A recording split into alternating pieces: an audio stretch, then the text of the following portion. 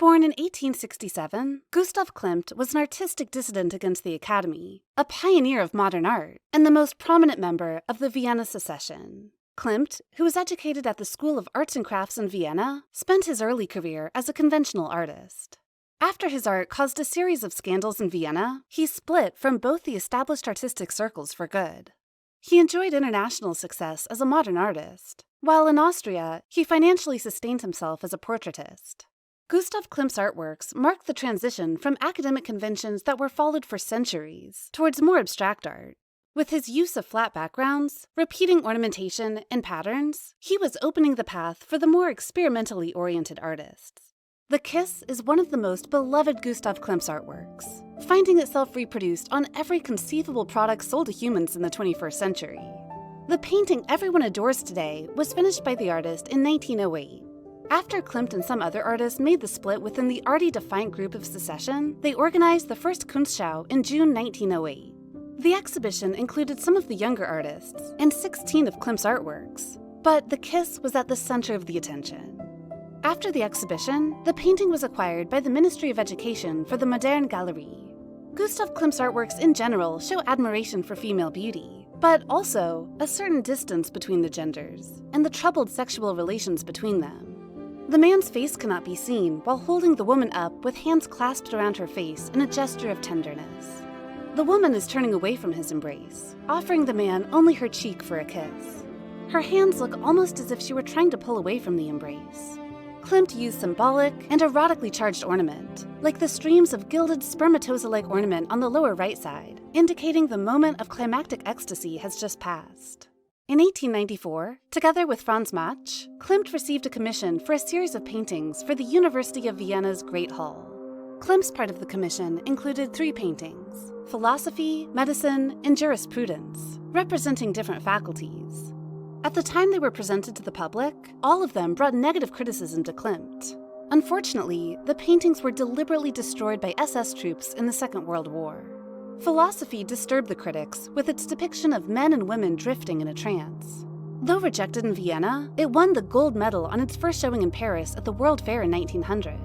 The first appearance of the unfinished medicine in the following year caused even greater controversy. It is difficult to discern precisely what Klimt meant to say about medicine in this painting.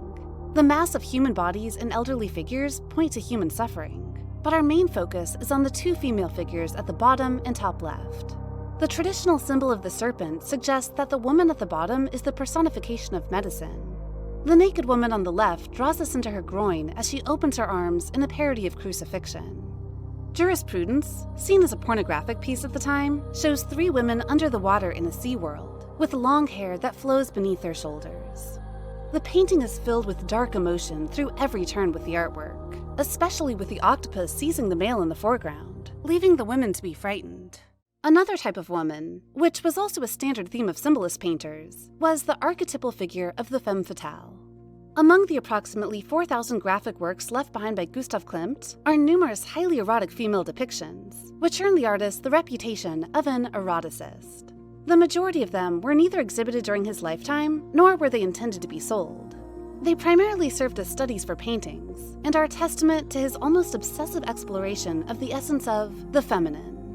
Danae is a figure from Greek mythology. As the daughter of Acrisius, king of Argos, she was locked in a tower by her father after an oracle predicted that her son would kill him.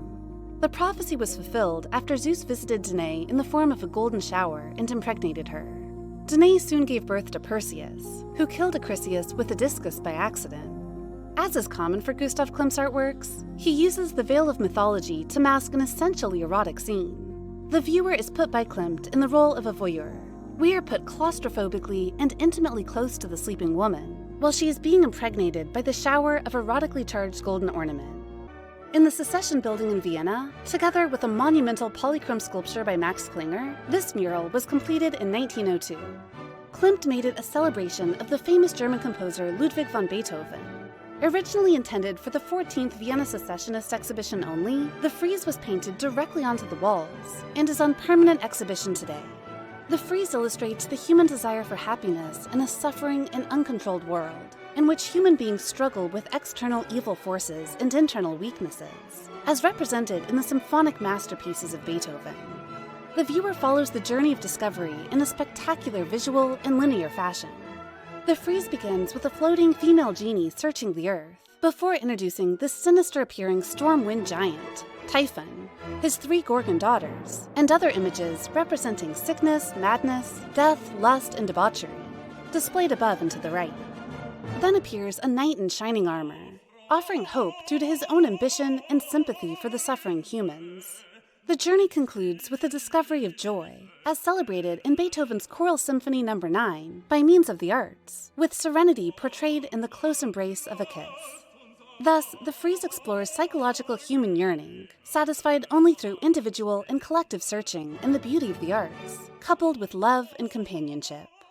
Created in 1901, Judith and the Head of Holofernes is Klimt's rendition of a very popular theme in Western art since the Renaissance.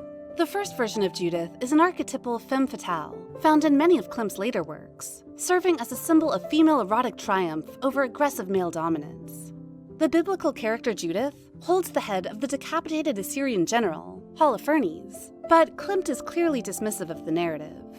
With no biblical setting, and no usual bloody sword or Judith's accomplice, she takes the most of the composition.